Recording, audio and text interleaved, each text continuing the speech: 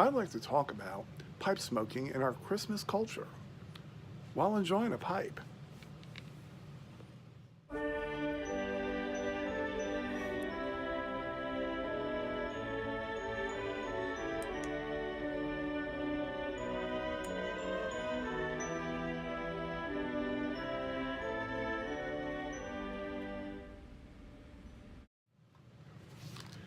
Howdy, y'all.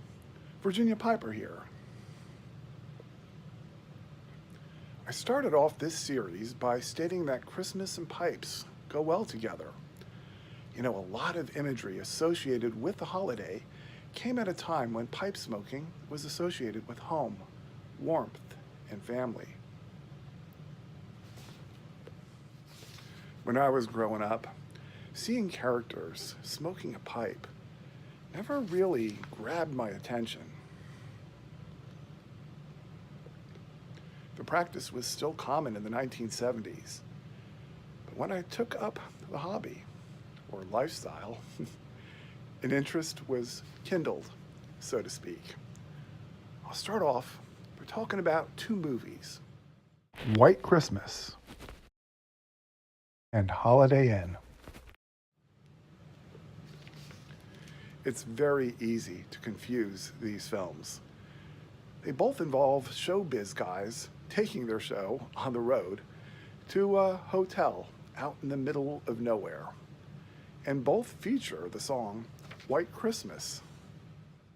Collectively, pipes were featured several times in these films. After all, they both starred Bing Crosby, who was known as much for his pipe smoking as for his mellow singing voice. Then there's It's a Wonderful Life. It's the story about George Bailey, a man who constantly made sacrifices for others, only to see his own life fall apart, causing him to contemplate suicide until an angel shows him the impact he had on those around him. One scene shows George striding into his building alone, with a newspaper in hand and a pipe in his mouth, announcing some great news about his brother Harry. He was the very picture of a man whose life seemed to finally be going his way. Unfortunately, disaster was lurking around the corner. The movie is a great fable on the power of generosity and a reminder of the impact we have on others in ways we may never even know. Other Christmas films which feature pipe smoking include Miracle on 34th Street and Christmas with the Cranks. In one scene, there was a good old-fashioned rustic Christmas party, and one of the guests was smoking a pipe because, well, it just fit. And then there's Frosty the Snowman. You gotta sing this first line with me.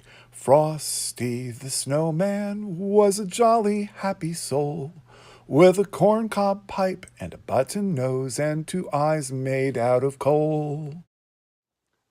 Finally, there's Santa Claus. For years he was featured with a pipe. I think it helped portray him as a kindly old man whose heart was full of joy. More recent depictions of Santa show him without the pipe, fearing that it would entice kids to take up pipe smoking. I find that utterly ridiculous. But as a little kid, this really wasn't the look I was going for. But you know what? Sometime down the line, a big white beard might suit me just fine. Have a great one, y'all.